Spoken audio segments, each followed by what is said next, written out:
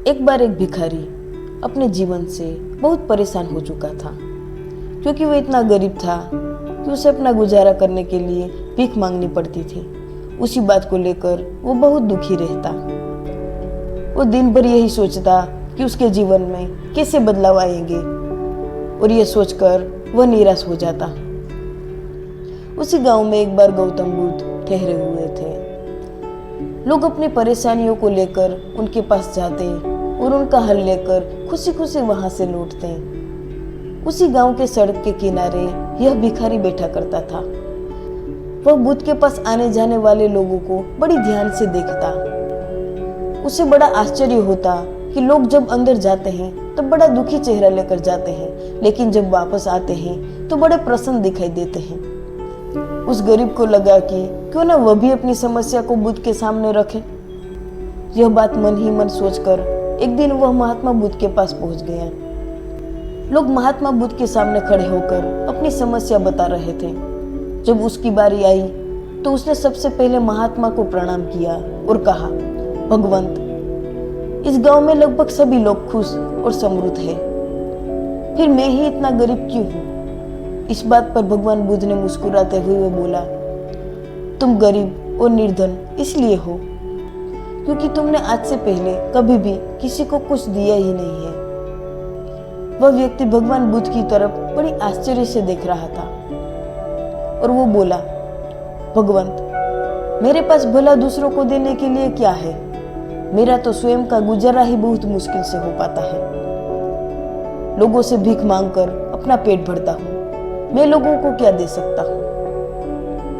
भगवान बुद्ध कुछ देर शांत रहे, फिर बोले, तुम बड़े अज्ञानी हो।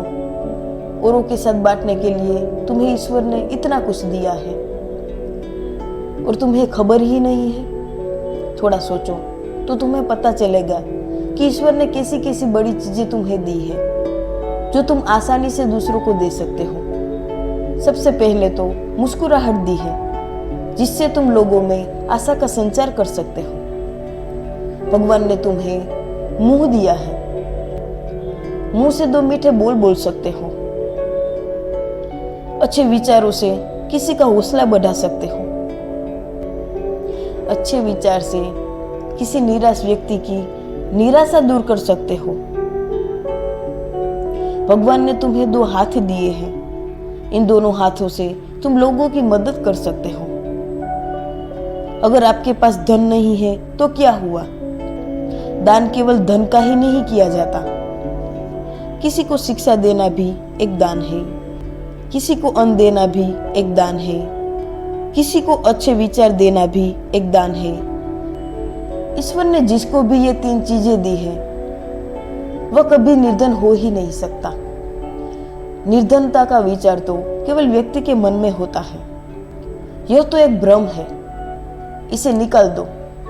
गौतम बुद्ध की यह बात सुनकर उस भिखारी का चेहरा चमक उठा। वह बहुत प्रसन्न हुआ और गौतम बुद्ध के सामने ही निर्णय लिया कि वो आज के बाद कभी भी भीख नहीं मांगेगा।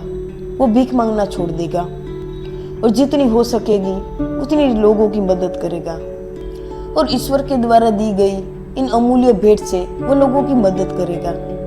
और वह व्यक्ति बड़ी प्रसन्नता के साथ गौतम बुद्ध के पास से वापस लौट आया और वह व्यक्ति भी वापस आते वक्त औरों की तरह ही बहुत प्रसन्न दिखाई दे रहा था।